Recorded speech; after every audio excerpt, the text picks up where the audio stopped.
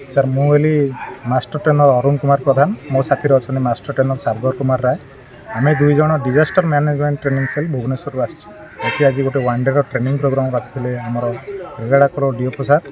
Ji fire disaster prevention and mitigation programme करता disaster preparedness और survival skill उपर बर्तमान आम ट्रेनिंग चलती आमर दैनंदिन जीवन में विभिन्न प्रकार डिजास्टर आसता है से ही डिजास्टर आम कि भाव सर्वाइवल स्किल को शिखी ताकू उपाय को अवलंबन करी आम निजर जीवन बचाଇବା सहित आमर पारिपार्श्विक स्थिति विभिन्न प्रकार लोक जीवन बचाଇବା यार मुख्य उद्देश्य ये ट्रेनिंग रे आम विभिन्न प्रकार स्किल शिखु तथा कि कौन मेडिकल इमरजेंसी कि भाव आम जन को सीपीआर दवा कि कौन कैजुआलिटी को आसेसमेंट करवा जदि कौन लोकर चोकिंग होती कि भाव आम क्लीयर करवा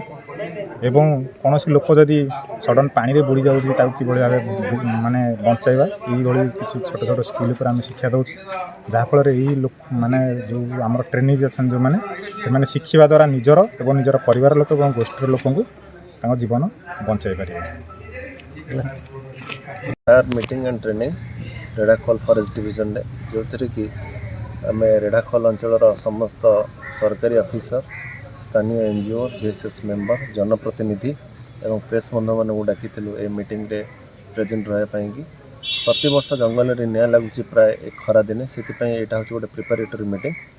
आम लोक मानू बुझेलु और आपण मान थ्रु लोक मानू संदेश देवाई चाहूँ जंगल में स्वेच्छाकृत केवे निया लगातु ना एवं जितेबाला निया आसो कि निया लगिला से मैंने मिलमिश लिभातु और आमको खबर दिंतु सो दैट आम जा निया लिभेबू एवं ए वर्ष आम निया लिभेवाई कि निया नहवाई कि बहुत प्रतिकार नहीं आम धर आम जंगल अग्निरोधक पट्टी करूँ फॉरेस्ट रोड साइड रे जो जाइए भितर ताकू आम सफा करूँ एवं नुआ ब्लोर 30टा किंच आपने देखिपे एवं पुराना ब्लोर मान सब रिपेयर करूँ एवं सबू डिपार्टमेंटर साहाय्य नौ आपण मान साहाय्य नौ वर्ष जमी जंगल में आम चाहूँ जमा निया न लगू एवं सेटा समस्त कि गोटे आशीर्वाद हो।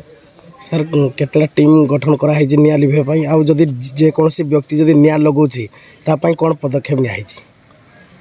आम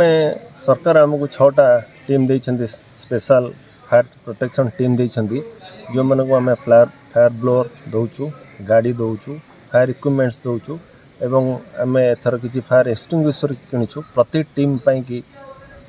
10टी लोक लेखा नियोजित होइछन्ति एवं आपण जो पचारिले जंगल में निया लगेले कौन तार प्रावधान अच्छी नियम अनुसार ओडिशा फॉरेस्ट ओएफए 1972 अनुसार जी जंगल में निया लगे आरएफ की पीआरएफ भितर धारा 27 अनुसार से विरुद्ध में कार्यानुष्ठान ग्रहण कर ओडिशा फायर प्रिवेंशन एक्ट अनुसार से विरुद्ध कार्यानुष्ठान ग्रहण कर।